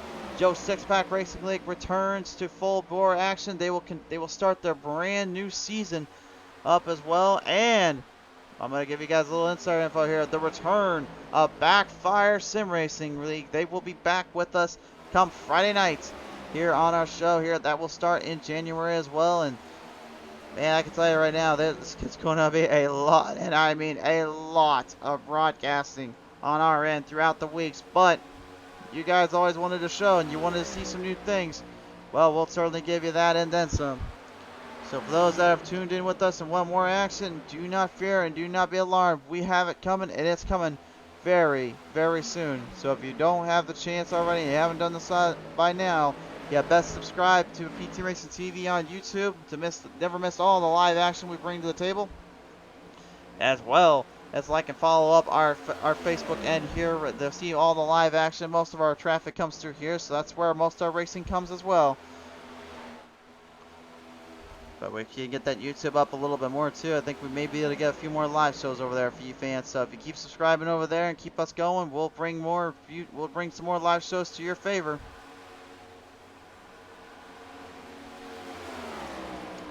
Firing them down the front straightaway here. The 43 of Mitchell Snare still trying to hang in there right now as Tim Schofield continues to mark the dominance train and keep himself on play and in track.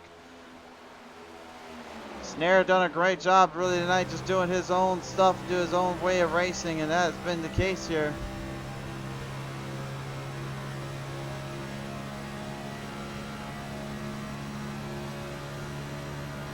Mitchell looking for an opportunity here to hang tough, hang forth, and maybe give himself a big little run around, a little big angle or two off in the distance.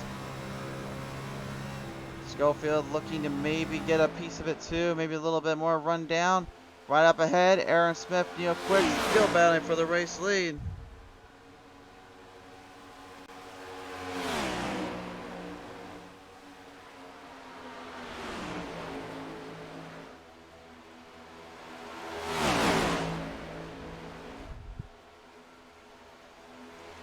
Aaron Smith really, in my opinion, has definitely not been at his top peak or his top performance for a multitude of reasons, but a lot of that I think is just really due to this car and the way it styles out. It's not a car that was designed to really succeed where he really likes to do it. Usually he's always been a very clever kind of guy when it came to racing it out with some tough tier competitors.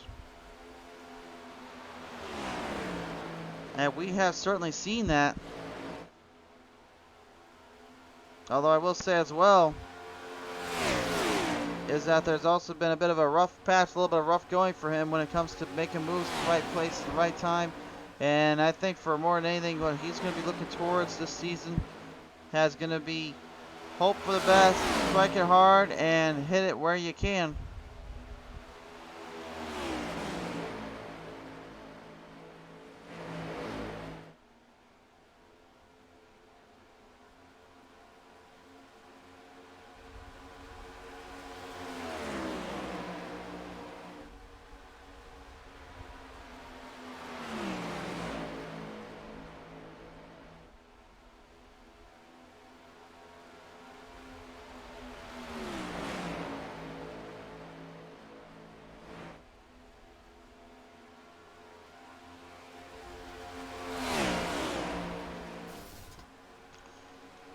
Hear a little bit of an engine go out there on one of these guys. I think that might have been Brian Snare there. He definitely has a lot of damage on that front hood, so I think he may have just blown something, or it may have been Vincent Short or Carson Conway. It's only two I can think of here that are in pit road that may have blown something out. All we know is we heard that go down for sure there. Brian McCann right now, the number 3 here, still holding the grip, holding the line down, hoping to possibly hang in there here and give himself something to run off with. Brian Rose behind him by about a good 3.5, by about 3 seconds, 3 and 2 cents of a second.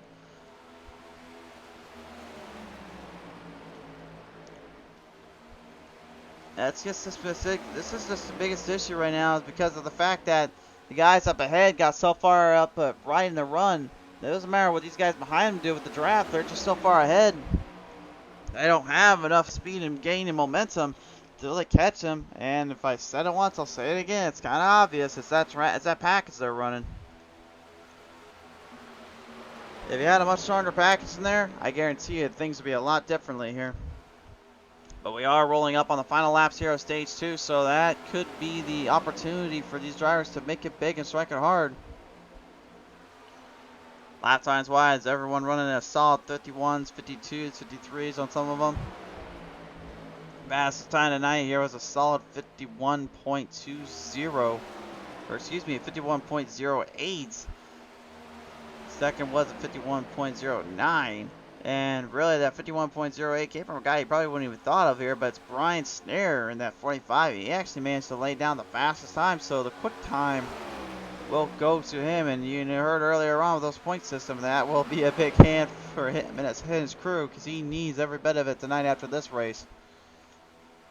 This track is completely kind of tore up some of these guys' momentum. It kind of tore up some of their travel zone they had with this track and this race zone.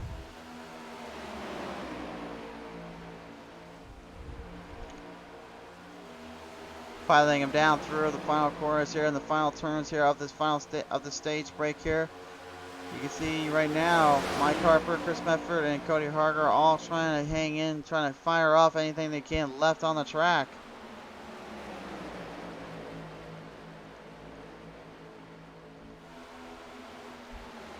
Kevin McCann, you see that damage on that right side he suffered earlier. That was from Chris Medford off the same corner. He just went off here in turn 4, caught a little bump and run tag there from Medford, put him right back into the wall protection. And next thing you know, that car was going for a ride and a half, couldn't do anything about it. Obviously looking to change that up and trying to hopefully get himself in a bit of a breather here.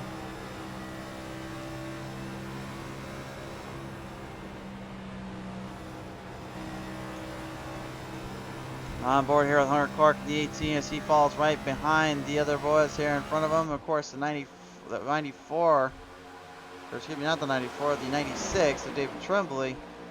Currently a lap down due to his pit stop and his strategies there that he played in, looking to hopefully save himself troubles and save himself a little bit of an advantage here, but that does not seem to be the case.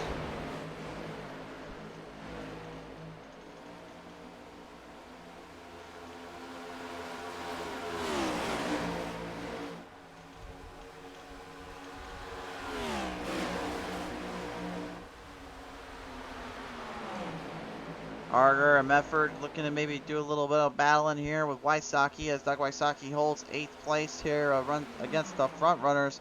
And right up ahead here, as the stage is about to conclude and commence here, Neil Quick looking for any kind of way to knock Smith off his game plan, off his strategy point here. This is a big opportunity coming their way, and they know if they do not get ahead, they will be in a bit of a troublesome spot here. Jeff Carr coming on board saying HBR, that's Holler Boys Racing. Thank you for coming on board here, Jeff. Good to have you on, sir. It's rode on for us Holler guys tonight. Right at the moment here, the only one that is in this race hunt for that end would be Brian Rose in the 89. He is the only one really left out of the pack here, as unfortunately we lost Vincent Short earlier to the little wreck situation. Hasn't been able to recover from it. Has been pretty much trying to clean the damage up ever since. Tim Schofield, Mitchell Snare, and Troy Radford holding out the rear end of the pack.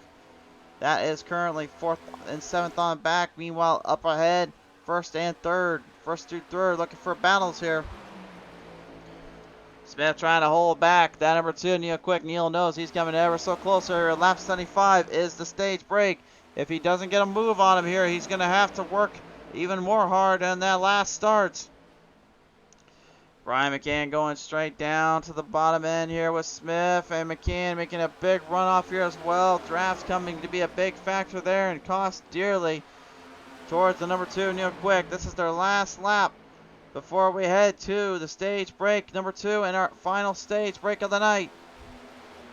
On the daytime, not the night. I don't know why I keep saying night here. We are on the daylights here at Indy. There is no lights here on this track, so.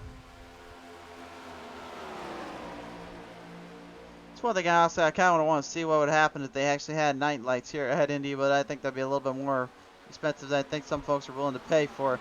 But speaking of what's willing to pay for, how much is Smith willing to pay for a race win here? He needs this one badly. He knows he has only got one victory this season. He needs another if he wants to have any chance to defend his season championship. Well, off of corner number 4, though, for Aaron Smith. A solid strength performance and race base here. That will help him come away here in stage number 2 with a solid finish and walk away with the stage win. Just needs to watch out for McCann and Quick here coming to the next set of races here.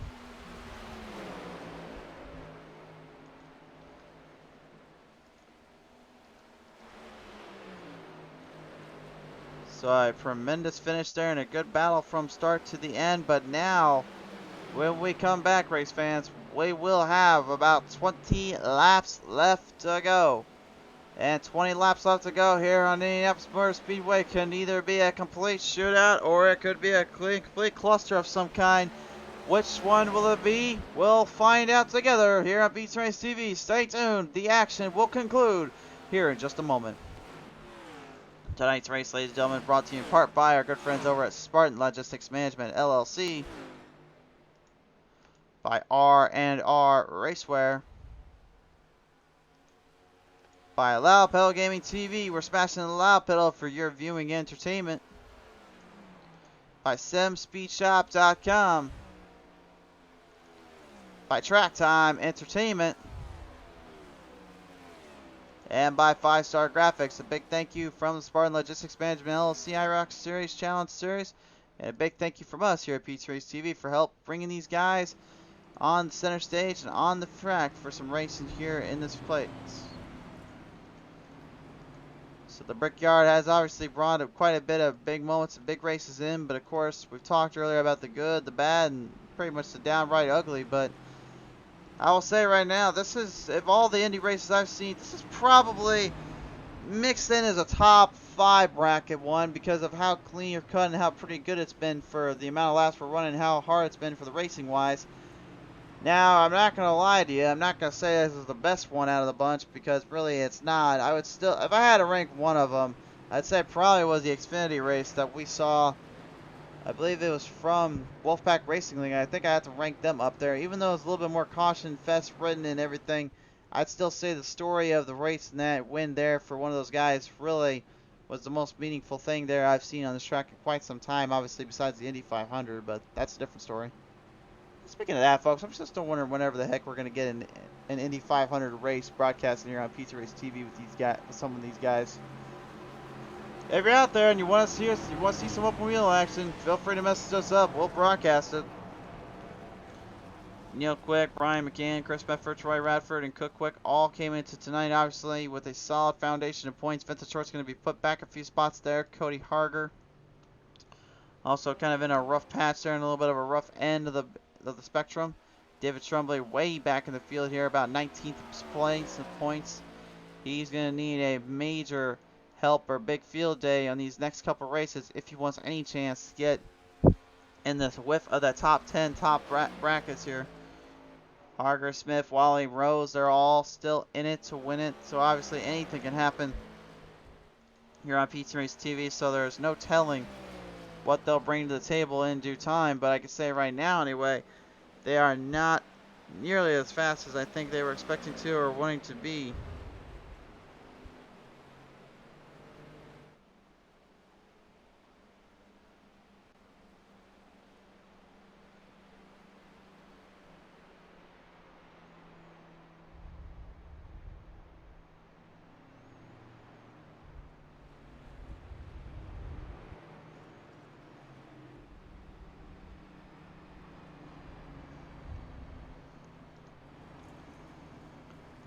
So right now the way is here at the moment. The inside row will be Aaron Smith, Neil Quick, and Cody Harger, while the outside row for that spots will be Ryan McCann, Brian Rose, Kevin McCann, and then even Hunter Clark involved in that one. Tim Schofield will get the other side of the inside row here with Rose on the 7th spot. What I like about being on the inside row, though, for this track, especially these restarts, is you can get that bottom lane all to yourself, which allows other drivers to basically have to find a way to get a good jump on you on the outside and really push their speeds to their limits, or they have to really take shape, take aim in center stage to hopefully avoid the carnage and avoid the wreckage here and really stay out of problematic situation zones.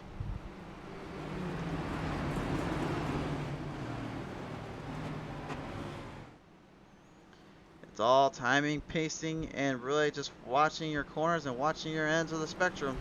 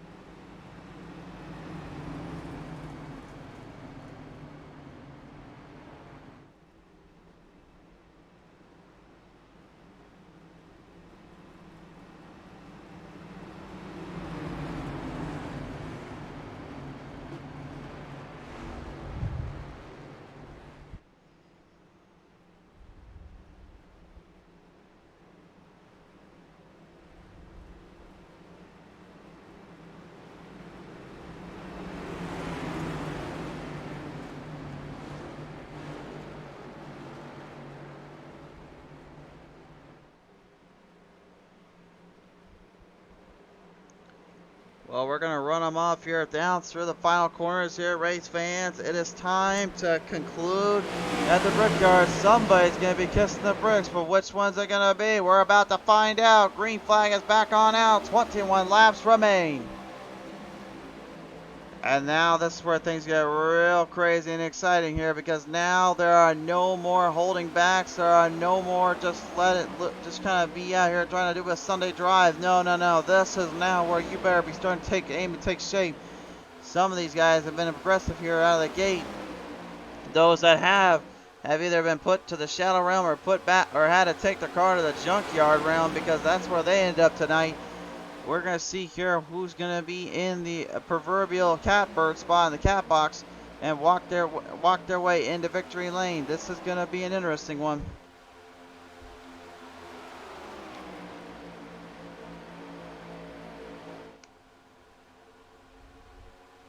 Parting them on down off the front straightaway here. Brian McCann looking to make the move quick and make the move work fast.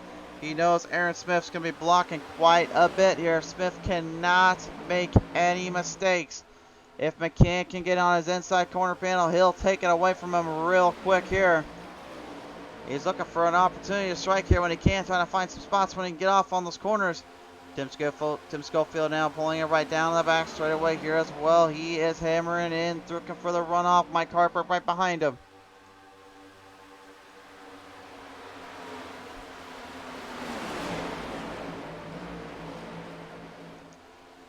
Look at Schofield, got a runoff there through turn 3. Did not get the inside to work though for Harger. Harger was able to block and defend. Great driving by both guys here, keeping each other in field play and in position. 19 left to go.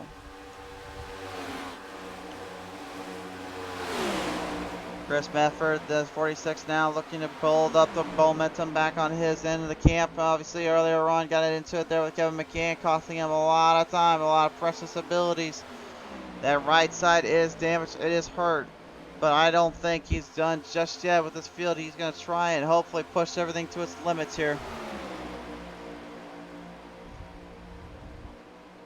Power basing them around, every single one of these drivers trying to see if maybe they can make a move off one another. You can see the 43 and Michael Snare trying to charge up ahead, but he's got Mike Harper being a little bit of a stubborn char out there.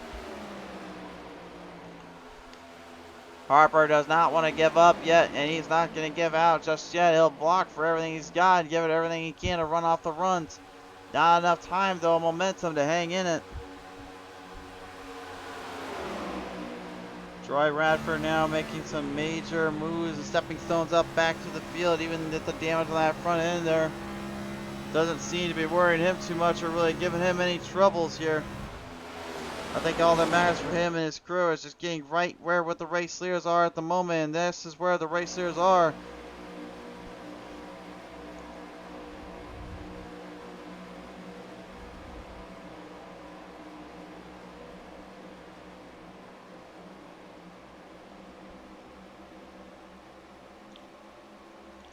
Flying them high, flying them hard. Every single one going with the story to tell.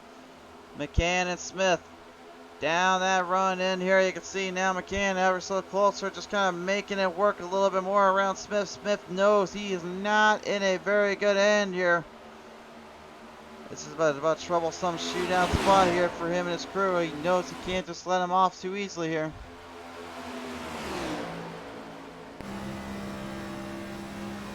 On board here, Brian Rhodes, as he tries to make something work here around Neil Quick and Brian McCann as well. Neil right now at this moment keeping it extremely close cornered and close tight with Smith and McCann.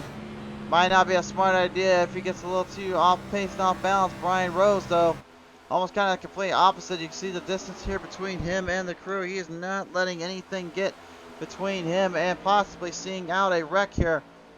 He knows that these guys get a little too aggressive, a little too all over the place, that they'll end up costing each other more than anything, and that could be very well the case. Major blocks there by Aaron Smith once again, but remember, when he gets that white flag, he's better start watching that block, because he's going to have to either go low or stay in the middle to evade any runoff from these guys.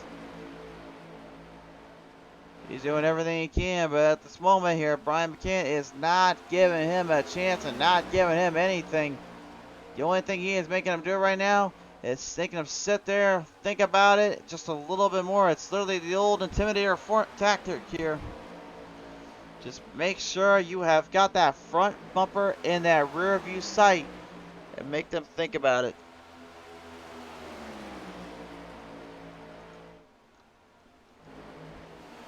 Right back in the middle of the background here, and it's another side-by-side battle between our drivers here as Chris Mefford manages to find a way into the top 5.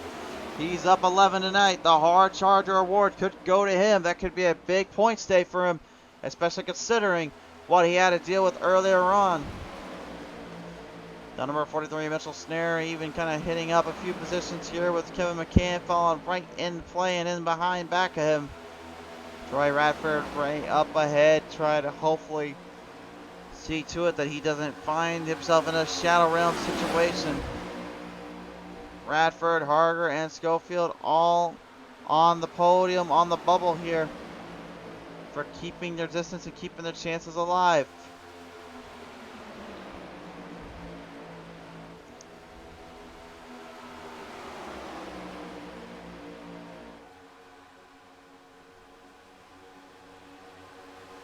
Mefford and Schofield look like they'll have a little bit of a tussle. Schofield's pushing it right into the rear end of Mefford. Mefford trying to defend and block him out of that, trying not to let him by too quickly here.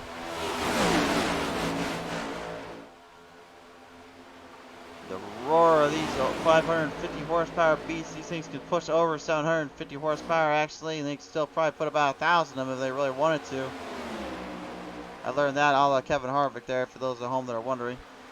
Coming through, down through turn 3 and down through the final corner here to turn number 4. Neil Quick, big runoff here on Aaron Smith, trying to block him up top. Smith trying to keep their distance now, let them fight it out themselves, and he'll definitely give himself a little bit more social distancing than I do at my local workshop. He has now 13 laps left from taking away a big victory and kissing some bricks here at the Brickyard. But will he be able to do so? Because now Neil Quick starting to grab the draft. Gonna grab on to the number 1. Looking to make him think about this even more. McCann earlier on was making a good deal about putting Smith in his place, making him really question whether or not he wanted to try to trade blows to the inside or to the bottom lane.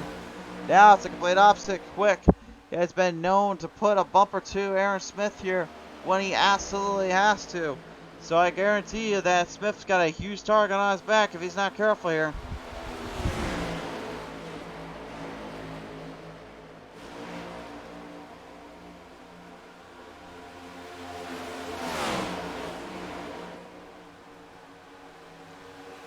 Laps remaining here with Kevin McCann at 33 and the 43 of Michael Snare, pretty much kind of being an impressive driver here tonight. Mitchell Snare, excuse me. Mitchell's been pretty locked and loaded, heavy on the goals, heavy on the shots, trying to make everything just kind of stick into his advantage in his playing field. Chris Medford losing it away to Troy Radford, also for the top 5. Still is a hard charge unless Mike Harper can find a way to catch up to him here. Harper knows if he doesn't keep getting some ground up here, he's going to be in trouble.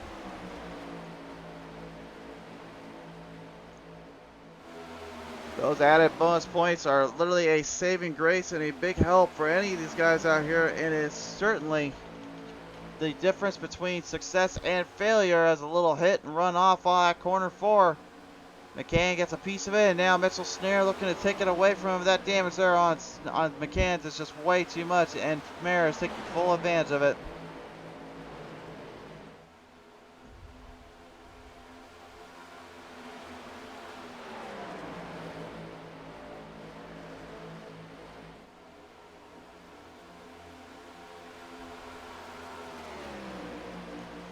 Snare right up on the rear end of Cody Harger now. Harger trying to keep his distance here somewhat as we have a little bit of a lead change here. Battle up for turn 3. Aaron Smith at last has been defended and faced off for so long, but Neil Quick just got a little bit more speed and momentum. Caught the draft line of Smith. He had so much distance in between. Smith could not time his move and couldn't get enough speed to really burrow back on it.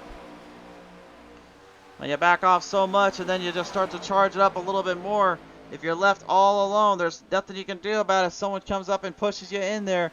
Quick found it and took it away from Smith. Now Smith trying to hopefully get another runoff here in Quick as we're down to the final 10 laps here, folks. Wow, just like that, everything changes on a complete dime and a 180 go around here for both drivers. Here's how this came to be. Watch this. Smith hanged on to the race leader for a little bit. You can see that there's 2 though of Neil Quick kind of lining up for the kill switch. Smith, you can see, just getting further and further behind. And watch McCann and Quick. Watch this teamwork here between both drivers. Smith goes down. Neil Quick follows in pursuit. And then this right here, this is the power move. Quick had an opening. Smith did not time his corner just right. Got enough of the inside. And Smith was left high and dry. And Brian McCann is able to kind of help him out, push himself into the field playing zone, and managed to give him the race lead. Just had to push it down that front straightaway strong enough here to get the opening and take it all away from him. And that is how you do a textbook move and a textbook runoff with these cars here on this track.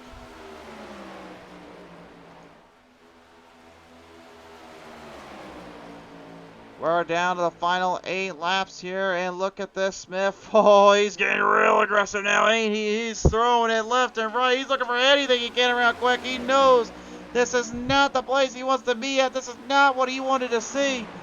I think he was really hoping that Quick would have made a bad move or made a bad call and done something to get off on him, but that's not the case here. And watch out for Brian Rose.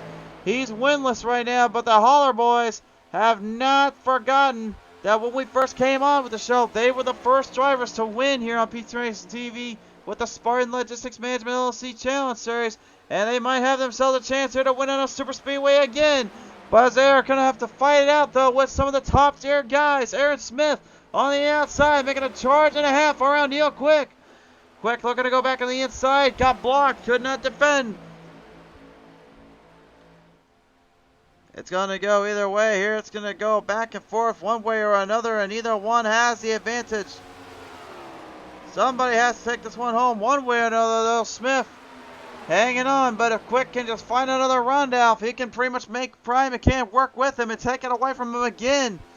Brian is being pretty calm, cool, and collective here, I can tell you that much, because usually he'd be pushing that thing past its limits and past his full point potential here. I think Brian Rose, one thing he's doing right now that's smarter than everybody else, he's not driving too hard. He's not trying to overdo his corners. He's giving himself a lot of breathing room. And speaking of breathing room, yet again, here we go. One more time. Aaron Smith on the outside. Neil Quick taking it down the inside zone, taking a charge off him. And just like that, Smith loses his race lead again. McCann trying to hang in there, trying to look for an opening. Quick has to block down again. A slide spot right on the outside. Crossover on through the front straightaway down into the turn one. Smith just gets just enough momentum as to keep his distance. And look at Brian Rose looking for a run up on the outside as well. Got kind of clocked off there by Quick. Quick gets a bumper there from McCann. And McCann now taking it away to second place. 6 laps left to go. Well, I know what I said earlier about what I thought was the best and the worst races. I think I might have to put this in the top 2 category. This one kind of is a toss-up between this one and the one we talked about earlier. This is what racing at Indianapolis Motor Speedway should look like to me when it comes to fenders being put on display. Tremendous last-minute battle, last-minute chance to charge. And this is what we always said. Sometimes the destination is as fun as the journey. Or maybe the journey isn't quite as good as we thought it should. And the destination is just what we wanted. This is exactly what we want to see. This is exactly what we need to see. And right now, this can go either way between these 4 drivers. And really, if you think about it, anyone in that top 5 as well, if they all mess up there, they can pretty much come back up and steal it from them. This is anybody's ball game here if something big happens. Catastrophe has struck once before. We've seen it happen here.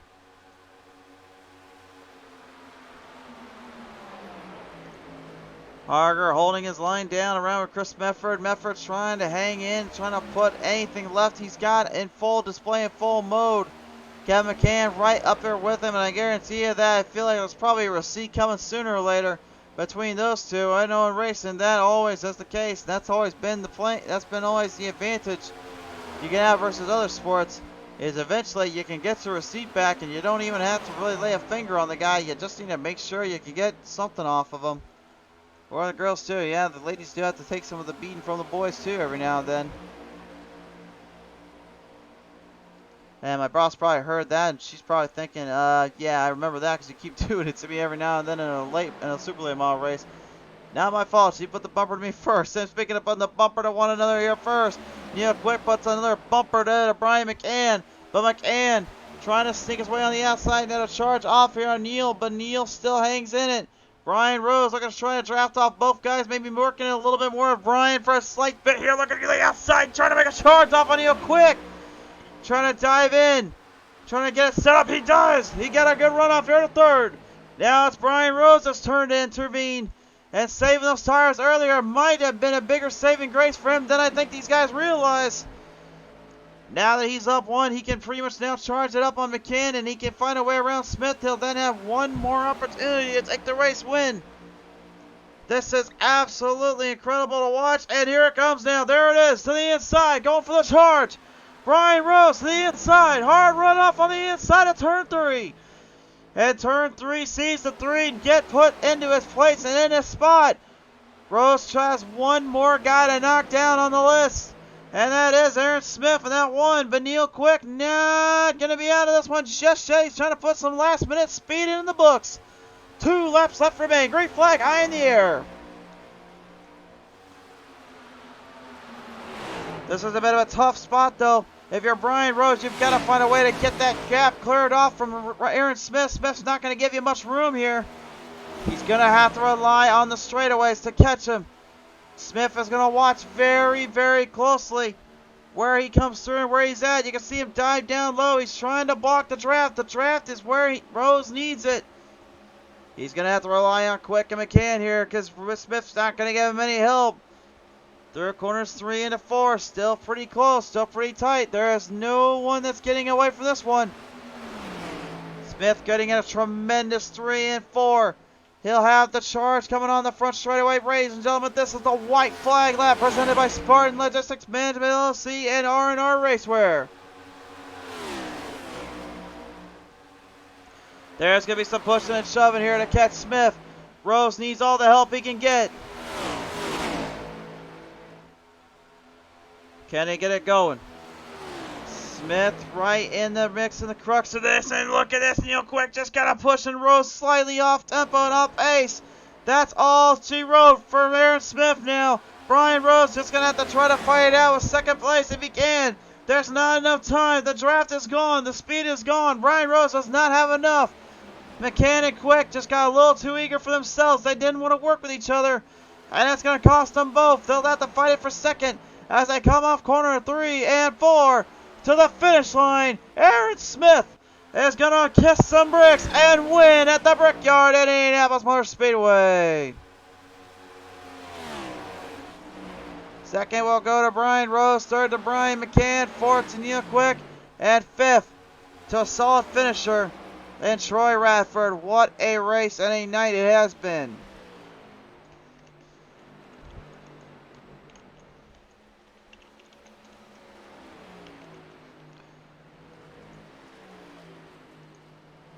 Aaron Smith hasn't been to victory lane in a little while or a time or two, and I guarantee you tonight was certainly one of those nights he was hooking and hoping for.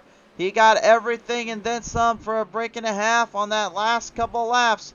When he saw Rose and McCann Quick getting into it a little bit, I guarantee you that was all he needed to see to know this one would belong to the number one. And your number one seed, really the guy to beat and the guy to watch out for, takes home another solid race win and a victory for him and his team. Let's take a look now at our final results. Well, this one from start to finish was all about who could survive and endure the strength and struggles the most. Smith found the way to do it. Rose, though, hats off to him. Was in fourth a while back, then just completely muscled it through, but didn't have enough laps left to catch Smith. Third going to McCann, fourth to Neil Quick, fifth to Roy Radford, sixth going to Cody Harger, seventh to Tim Schofield, eighth Chris Mefford, ninth to Kevin McCann, and 10th to Michael Snare. That rounds out the field in your top 10. Final results for the other finishers here as well. As you see, our top 3 kind of poking them right up against one another. Kind of a little solidarity there for both drivers involved. Obviously, a great finish for every one of them. Let's take it down now and talk with Brian McCann here. We'll see how he felt about this one. He's joining me now here down in PTM Racing TV studios here. Ladies and gentlemen, your third place finisher here tonight, Brian McCann in the number 3. Brian, first off, congratulations on a third place finish, but had a long way to go here throughout this field. A lot of hard racing throughout, but man, did you sure stay with it till the end. Hey, thanks. Yeah, pretty good race there at the end. Certainly was indeed. I was actually just going to ask you about that because, I mean, at the end, it seemed like it could have gone back and forth between one over the other, and most of the time, it seemed like really you were trying to find an opening, trying to find a line, and next thing you know, you just completely lost it or ended up getting kind of blocked off from that. What was going down there with these guys? Yeah, the draft that's what we were playing with the whole time was the draft. So if one, the leader pulled down a little bit, he was in control of the guy behind him who was going faster and who could pass, and the person behind the pack could control a little bit of who got around who on the straightaway. So there was a lot of mind games going on, and we were all trying different stuff there. Sure, there, and at the end of the day, obviously, really kind of playing more towards the right set of mind games. You were able to pull it into the top 3, so I have to ask you, my friend, as you walk away with the top 3, who do you want to thank you for this one?